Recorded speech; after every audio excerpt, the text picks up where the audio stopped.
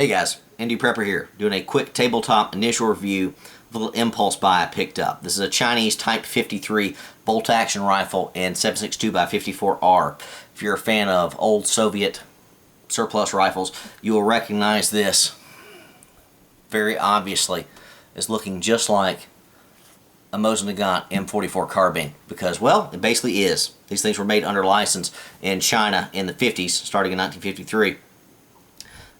And basically it's a Chinese M44, though it's not technically a Mosin Nagant because it's made in China. It is a Type 53 for all you gun nuts out there like myself. Now, let me go ahead and say that this is absolutely the ugliest rifle I have ever purchased in my life. Hideous on the stocks, just beat to death. Looks like my dogs chewed on it for weeks or months on end. But I couldn't pass this up for the price and the practicality and the purpose I'm going to get this for. Let me show you this thing and the stocks to start with. It had some varnish on it, but not much. There's no cosmoline on this thing, a big chunk taken out right there. There's a big piece right there that's obviously something's hit it, etc., etc.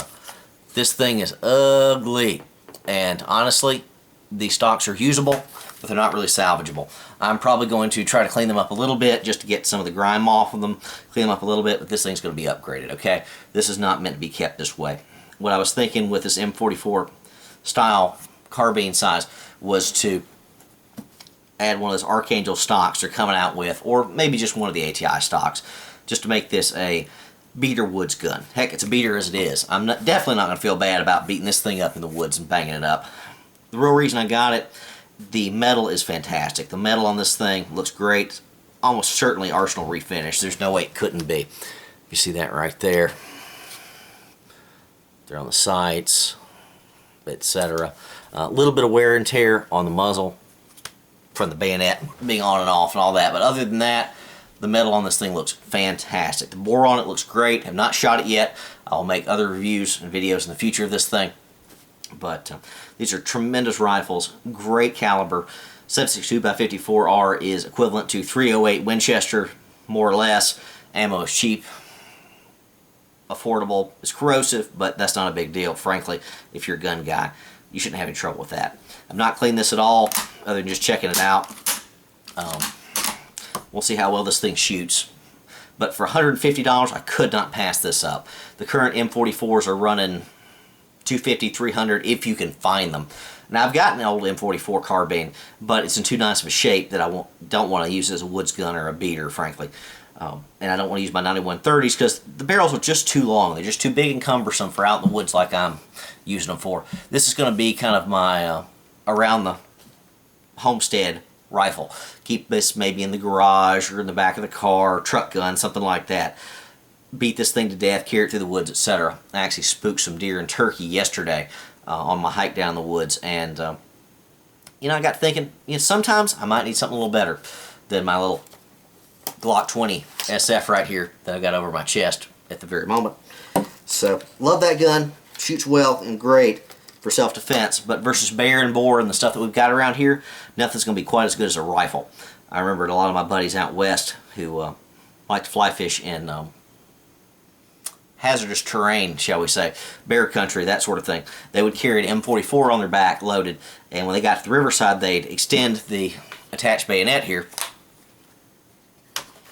if I can get that to go for you, and stick this thing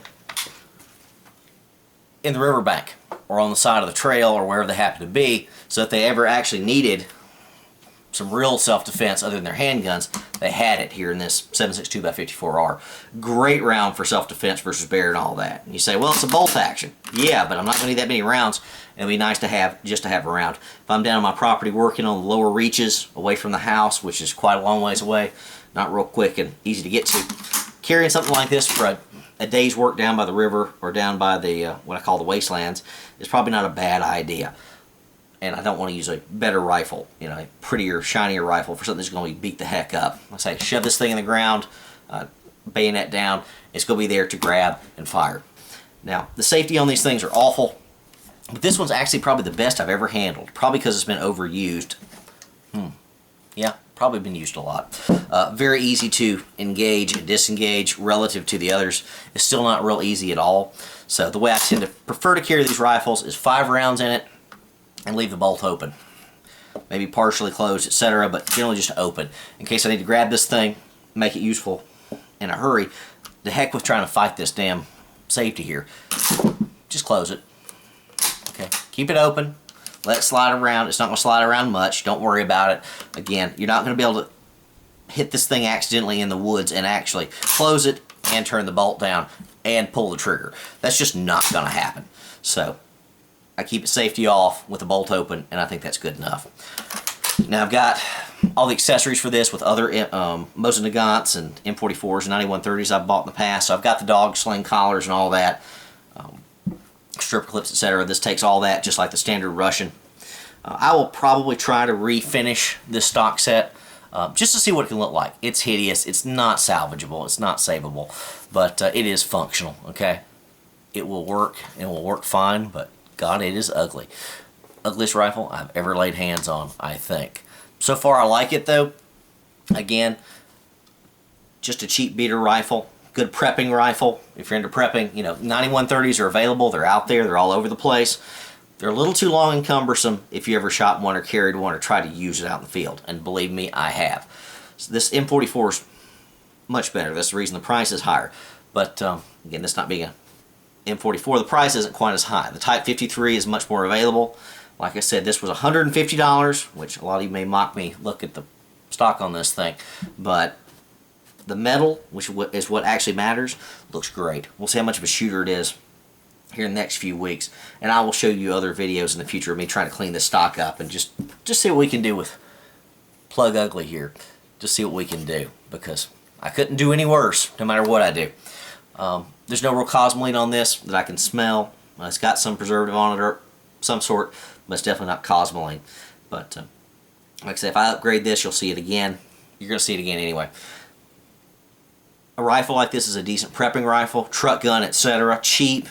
You can store it in a cache somewhere. You can bury it in the ground, wrapped up in plastic or PVC containers, something like that. And a 440 round spam can will last you just about forever. Nothing wrong with these rifles. Nothing at all. Some are hit and miss. Some are more accurate than others, just like any old surplus rifle. This one was in 1955 was when this one was made. So we will see. We're going to try this thing out and let you guys know. But for prepping and all, don't forget the Mosin Nagant, okay? And if you're looking for something in the carbine length, don't forget about these Chinese Type 53s, because there's not many of them out there. Not many at all that are sought after by collectors. And they're still fairly affordable.